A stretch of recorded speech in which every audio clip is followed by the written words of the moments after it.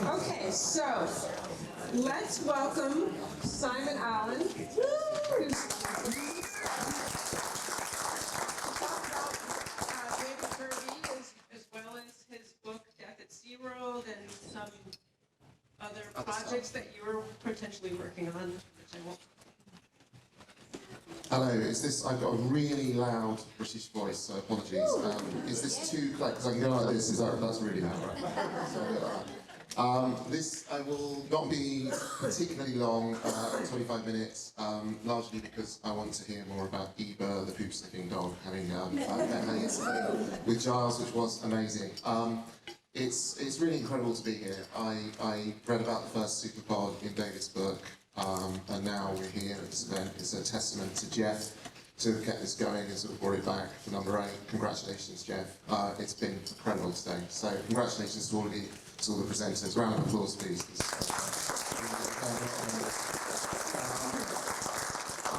I came here on Saturday to San Juan Island with my wife, Helen, and my daughter, Katie. We've met so many people, and it's been extraordinary. It's been extraordinary to be part of this community of activists, this community of advocates, this community that gets a little bigger when these events happen, and seeing the work that's done here, seeing the compassion and the empathy for these animals, seeing the conservation work. I've been very lucky to spend time with Naomi over the last 24 hours, and I've heard more about that. Obviously, it's covered in the book a little. It really is incredible. It's like a best practice of how to go about trying to protect these animals. I'm going to talk about David. I'm going to talk about the book. I'm going to talk about what we're going to be doing with the book. And at the end of this, I'm going to read just a short excerpt from the book as a tribute to him and to his writing. In 2020, I'm a writer, TV producer from the UK. We had a lockdown. My industry shut down. The industry in America shut down. And everyone was suddenly going, right, we don't know when we're going to make another show. So, let's all bets are off. Let's take all the considerations away. And just so you know, in the UK, and I think it's similar over here in the States, the considerations are usually, is it a cop show? And you say no, and they say, no, thank you very much, and you're out of the door. But this was a moment where everyone was thinking, what kind of shows can we make? What can we do that's different? What can we do that stands out in a very, very noisy landscape? And one person who asked me that question was a producer, a BAFTA-winning producer in the UK, who wanted to be here today with Khan, called Hilary Martin. And my answer was this book. I came across this book. I'd seen Blackfish, and I was mesmerised by it. It took my breath away. I was horrified, I was moved. I've watched it a ton of times, and I had to know more. So I Googled, and I found David's book. This was long before I met David. And I have that copy here, actually. I'm putting the points down. This is the book that I had. And these are all of there are napkins in here. There are train tickets. God knows what else. And I just kept putting notes in it because the thing largely saying wow and extraordinary. And I've had this with me for a very long time. Naomi isn't a crier. I am a crier. If I cry, I apologise. But my plan was I'm really here. Number 1 because of this book, because of David. Number 2 because David, along with his good friend Dr. Rose, instigated this. They said you should come out to Superpod. Jeff's going to be doing it again. And the plan was to be here with David, and the plan was to show this to David and to get David to sign it. So it felt like he needed to be here. It did present a problem with the weight allowance on the seaplane that we took in. I think this went into one of the floats, it was one of the lockers. I did look at it on the long flight over the Atlantic again, and actually my first thought was, Jesus, look at all those coffee stains, thank God he didn't see it. But actually I know he would have got a kick out of it, because I knew him well enough to know that. So Hilary Martin, our producer, put us in touch and kind of pitched the show to another producer at the same company. This is Fremantle, a huge company called Lorenzo Miele. You may not have heard of him, but if you look him up, he's making the best drama and the best movies in Europe right now. We all got onto a Zoom call with David in about the middle of 2020. First time we met him, I was terrified. I'd had this book for such a long time. I was expecting this sort of fierce person, this person's investigative journalist that's going to be scrutinising us like this. And the Zoom call kind of came up, and David was looking over here. because that was the early days of Zoom for us, and I was looking, and everyone was looking in different directions. He listened for about 10 minutes to my pitch, my take on the book, and he just was incredible. He shared a lot of our ideas. He had so many ideas of his own. He was the kindest, warmest, smartest person I've spoken to in a very, very long time. And within a week, he had reached out to Jeff, John, Carol, Sam, Lara, and Naomi. We were talking to them within weeks or months of speaking to David. That's how committed he was to this. That investigative part of his brain kicked in, and he was huge on this show and what this show will become. We then, I'm going to change slides now, wrote a couple of scripts over the last 2 years, I hope this works, to create this show, which is a 10-episode limited series. Still in development, but actually a lot closer right now to happening than it's ever been, bar the writer's strike, which I'll come on to. It's an investigative thriller. It's unusual because the structure that David has in his book is non-linear. There's all those wonderful creative flourishes where I think he kind of builds it around Naomi's early life and her progress through life at HSUS and the advocacy that she did and then right the way through to the Congressional Oversight Committee. We're keeping all of that, we're doing all of that. But at the heart of this story, at the heart of our interpretation of David's story, are really two women. Naomi Rose, Dr. Naomi Rose, and also Laura Paget, or Laura Brashard, as she is today. And their friendship and the work they did, and I know that you will enjoy that and you will agree with that because they were instrumental in so much of what happened in this story.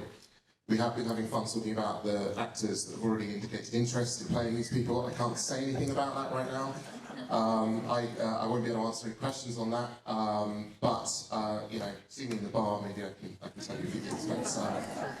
And for me, when I look at that image, that's an image somebody did for the first show Bible, which is the thing, if anyone doesn't know, is the thing, the sort of large document we write about our ambitions for the show and what we think happens in it and so on. And I have to say, a lot of the sort of decisions we've made have really been thrown into question by being here, by just spending time with Lara and Naomi, by being in this place, by meeting Jeff.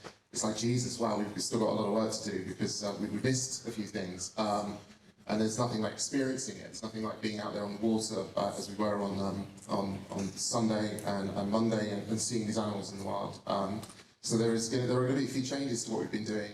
But essentially, the story, the meaning of this story for me, I don't need to tell you, the one thing we get asked in television all the time when we talk to Netflix or Amazon or whoever, is that they love saying this. They just love it. They say, well, why now? You know, they ask you why now. And, you know, honestly, the only answer you ever have is well, because I want to do it. You know, like it's not enough. You know, it's never enough. But I don't need to tell anybody in this room why now with this story.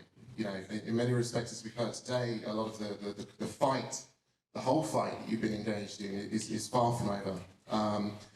But there's another one now, and for me, it's encapsulated in that image, which is the idea that this creature, this animal, is there to be enjoyed, is there to be touched, is there to be commodified, is there to be the object of the human gaze, and it's not. That's not what it's about. And I grew up in England in the 80s. I was in a very poor household. We never got to go to Seaworld. Believe me, if we could have afforded it, we would have done, because everybody else that had money was flying over the Atlantic and swimming with dolphins and doing all of that stuff. Those people, some of whom are still my friends, they had their kids, they took their kids to SeaWorld. It was a big thing that everybody did in the part of England where I lived every year. And they thought nothing of it until, of course, Blackfish.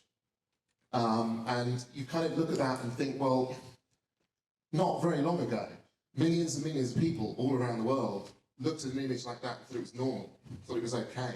And if something that alien and extraordinary and transgressive and wrong can be normalized by so many people, what else is there in our culture, in our society that's out there right now that's just passes, that nobody really thinks about?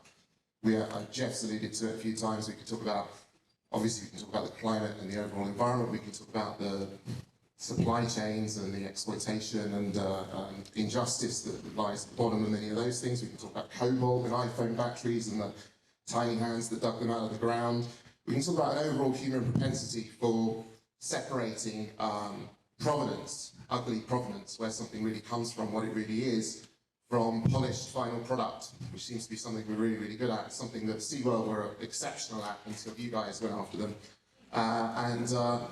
and something that a lot of other corporations are exceptional at. So the why now with this story really isn't a why now, it has to be now. And we've had a really good response to that from the industry. I'm going to give you the best, the kind of most accurate update I can give you, the one piece of information I can say publicly before I wrap up and talk about David and the piece of the book that I'm going to read. We were joined quite recently by a new team based in North America, Fremantle, North America, an Emmy-winning team who made a lot of great shows. There's so many shows out there now, I have no idea whether you've ever seen them, but they made a movie called A Normal Heart about the AIDS crisis in the 80s. They made Apple's adaptation of Paul Theroux's Mosquito Coast. They were involved in Glee, which is not totally appropriate for this, but they're also involved in American Horror Story. But these guys are experts at putting together stories like this that are as important as this, that are as complex as this, and have the kind of scale of this demand. So there will be news as soon as the strike clears. I don't know when that is. But you guys in this room, people in this room will be amongst the first to hear it, I promise you. So, thank you. I'm now going to try and click onto my final slides to talk a little about David, the writer. So, you know, it's really easy to sort of go with David as a fierce investigative journalist, but I see a sort of another side to his writing. In Death at Seaworld wasn't just writing about, he was writing about another death at Seaworld. Besides the death of the many animals, besides the 2 deaths at Orlando, the deaths in the other marine display parks, he was writing about the death of a way of being in the world, an experience of the world that should be unknowable, should be unfathomable to us. And yet we've done our best to destroy it and diminish it. In chapter 3, of Death at Seaworld, entitled Capture, and if you haven't read it, please read this extraordinary book. He uses his imaginative power to try and inhabit, to try and interpret, and I'm mindful of what Katie was talking about earlier, but it's an attempt, nobody's saying this is what it really is like, but he tries to imagine what it was like for Tilikum at 2 years old in the icy North Atlantic waters, and he tries to construct a picture of what that experience of the world would have been like. And I think he got a sense of how things should be and how I hope things can be once again. So I'd really love to just read you a few short paragraphs from that chapter, Capture, by David Kirby. I need to put my glasses on, apologies. And things will probably fall out of this book, so if you see anything fly around, just pick it up and give it back. Thank you.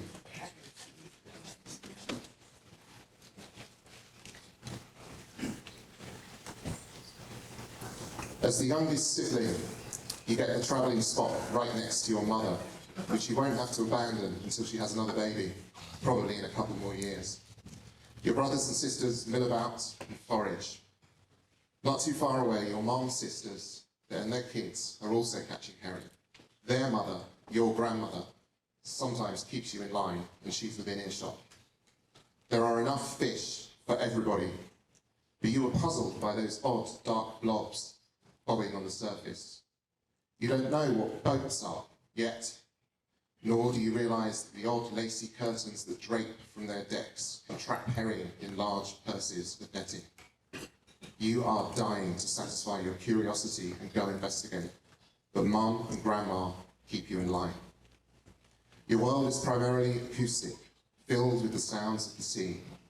It's a never-ending symphony of clicks, whistles, squeals, and yelps from your own family, backed up by a chorus carried beneath the waves, the clicks of other orcapods, the horsing around of white-sided dolphins, the rolling of stones on the ocean floor, the eerie song of a humpback whale 100 miles out to sea. When not engrossed in the ocean's music, you splash about in the chop of a blustery afternoon, where you play with your siblings, with kelp, and with your food. When you spy hop out of the water, your excellent eyesight can see towns and sheep, and volcanic formations like nothing you've seen underwater. The sunsets are spectacular. In other words, you are a happy little whale. David Kirby, everybody.